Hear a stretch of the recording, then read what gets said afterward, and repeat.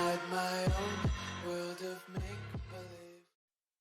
Ladies and gentlemen, how's it? Hello, hope you're all having a good day. Welcome to my first ever review of a game, on video at least. The game I'm going to be reviewing today is Boet Fighter, made by California Games. It's a side-scrolling beat-em-up game which relies primarily on its funny personality, very unique art style, and very simplistic mechanics combined with just fantastic writing. So first and foremost, before I get into it though, this review will contain some mild spoilers, and I will be showing background footage while playing through this game. So if you don't want to see any of that, if you want to experience it by yourself, go play the game and then come back and watch this for I have no idea what reason. With that being said, before any spoilers, I would like to say that this is definitely a worthwhile game for its price tag. It has bugs, it has its issues, however it is worthwhile. Go and buy it. Now this may seem rather insignificant to anyone outside of South Africa, simply because on the surface there appears to be nothing new or different here. It appears to be the same as any other 2D side-scroller beat-em-up. So it looks like your 2D side-scroller beat-em-up, it plays like your 2D side-scroller beat-em-up, and for the most part it behaves like a 2D side-scroller beat-em-up would. However, what is a bit different about this game is that it's absolutely brimming with personality and charm. They took almost every South African stereotype they could out there, they condensed them down into specific characters, and they just presented it in such a brilliant way that it's such an amusing game. Every single time I played this game and I started getting a little bit bored thinking this game will not surprise me, it ended up surprising me a little bit more. So now, before going too deep into things, let's take a look at what this game is like.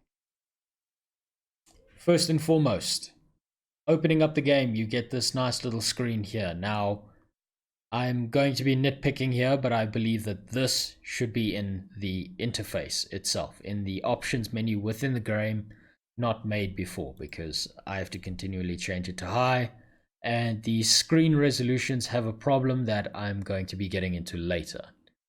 Now, when opening up the game, you're met with this kind of screen.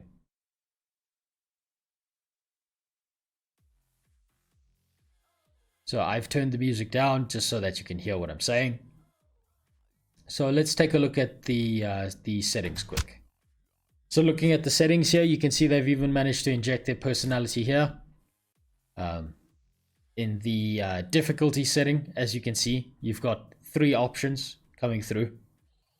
You've got hard, hard, and hard. So as long as you choose hard, as long as that's what you want, you're good to go. It's a very simple, straightforward settings. You've got your input map, which is your keyboard and your controller here. And with that being said, I have to say the keyboard controls are wonky as all hell. They are weird, they are in strange places, and you're going to have to end up memorizing these if you want to play with a keyboard. However, I suggest you play this game with a controller. It is 10 times easier with a controller. It makes a lot more sense with its mapping. And I think that's what they were aiming for. So I would first say that the keyboard controls need some work. So now to nitpick a little bit more, the music levels, when on normal, they're a little bit high for my liking. Let's just give you some perspective. So that's a fairly high setting, so you might want to turn that down before you start playing the game. The effects are fine. I don't have a problem with those. Okay, so now getting into the gameplay itself.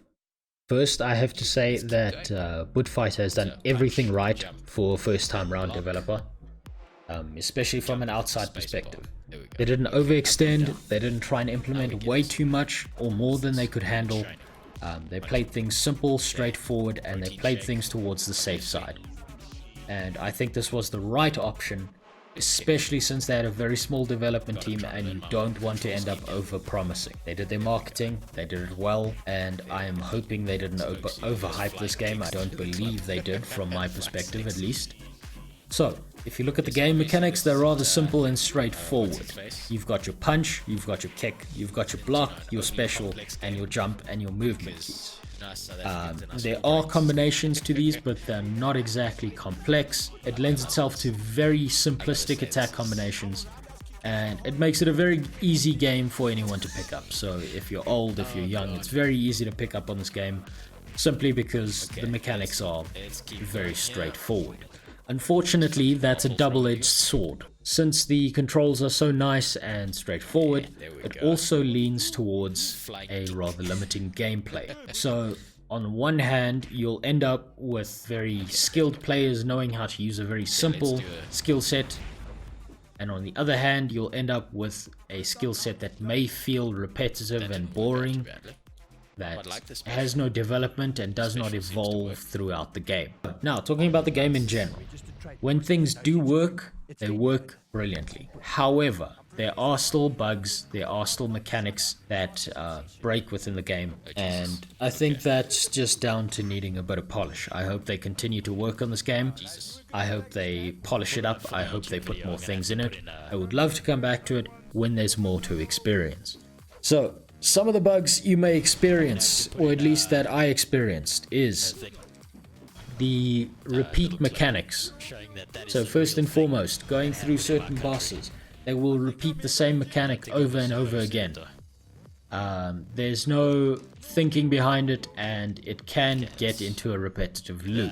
Another one of the bugs that I experienced was clipping, as I'll probably put a clip up here showing you that one of the bosses I had to end up fighting blind on the ceiling because I clipped through the floor and into the wall. Another issue is hitboxes. Sometimes things hit you that shouldn't, and sometimes things that should have hit you, they don't. You go right through them like you're some kind of ghost. Now, these issues in this game are all manageable and can be fixed. All the game needs is a bit of polish, bit of work on it. Some of the other issues I've heard about but haven't experienced personally is that sometimes people will get through a boss and there will be no finish screen. So they'll be unable to progress, they'll have to restart the game, or some other weird mechanic works out and then they progress. Another issue I personally experienced was with the text being cut off the screen. It did not matter what resolution I put it in. It did not matter whether it was full screen, half screen, medium quality, low quality, high quality. The text at the bottom when I am interacting with another character was cut off. This made it impossible to read what I was saying, and I was mostly picking blindly. That is just down to fixing where certain things end up. That's an easy fix. It's a very straightforward fix, and I hope that they do get to that. Something people have been complaining about that I disagree with is the checkpoint issue. A lot of people feel that the game should have more checkpoints in it. Now, I disagree with that because half of the difficulty of the game is making sure you get to the boss with enough health to be able to fight him, having the skill to get through it, not take that much damage, and then still win. If there were more checkpoints, it would be a lot easier. Right? And this isn't exactly a long game either. So if you put this game down, you turn off the system and you come back later, you're still going to be in a relatively similar place as to what you were before.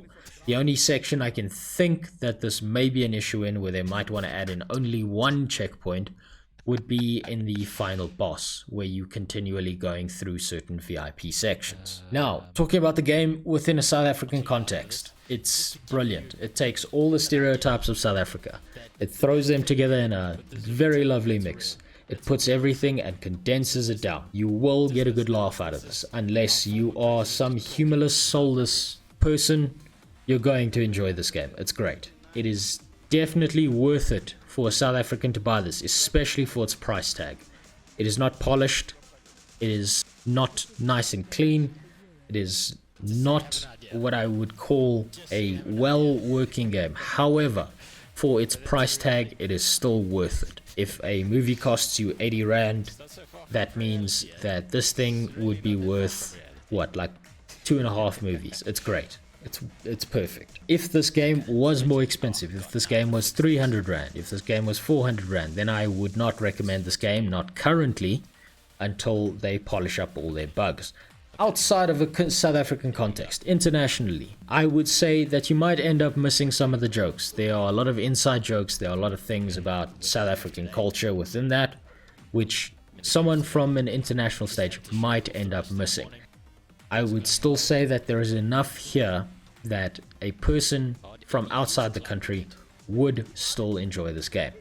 I think it's unique, it's got its own flavor, the way it works, the way it behaves is great. I would definitely recommend that someone outside of the country as well buy this game, not only if you want to play the game, but if you want to learn a bit more about South African stereotypes and how stupid some of us are. So I've been thinking about giving this game a score out of 10. But I think I'm going to actually err away from that because that would come down to more opinion. All I want to give is my opinion on whether this game is worth buying or not. And my final verdict on that, if you are international and you want to try this game out, I say go for it. If you are South African and you want to try this game out, it is definitely worth it. Now, finally, relating to polishing this game up, relating to extending its lifespan and making it worth more than it currently is, I think there are a few things that can be done to fix this. The most prominent issue that I see within this game is that it has zero replayability. So unless I'm going to be playing this with a friend, which I have done a little bit of, I am not going to be replaying this game. That's an easy fix.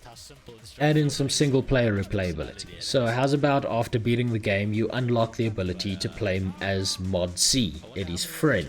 You change up his moveset a little bit. Maybe he hits harder, but maybe he hits a lot slower. Add in maybe some gameplay rewards, so different skins, different cosmetic views. Add in perhaps maybe an endless mode to see how many levels of this game you can get through without dying on 3 lives.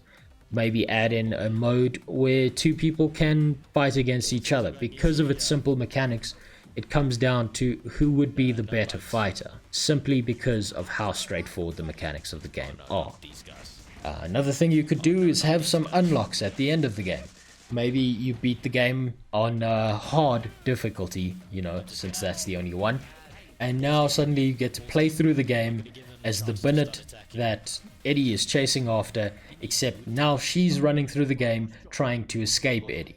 So you could add in different elements that make the game more challenging based on how well the player is doing. So you add in a little if loop that says that if the player gets through this level with 3 lives, you give them an achievement, but in the next level it adds in more enemies for them to face so that it's continually challenging for the player. Finally, I do think there should be an easy version of this game. I don't like the easy version kind of make this very frail, but they can do it in a very funny way. So you could make an easy version with something like save scumming in it and call it something like game journalist mode. But honestly, final verdict on this, it is a great first step. It is a brilliant game. I do believe that you should play this game. All it's missing is a little bit of polish, a little bit of fixing up, and then from there you could be adding on things to this game for a very long time to continually make it interesting for people to play. Buy this game, play this game, and if it's not for you, it's not even a big loss because it doesn't even cost that much. Thank you for listening. I hope this review helps someone out there decide whether they want this game or not, and I will see you next time.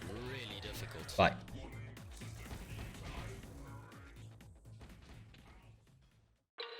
I love everything. Fire spreading all around my room. My world's so bright, it's hard to breathe, but that's alright.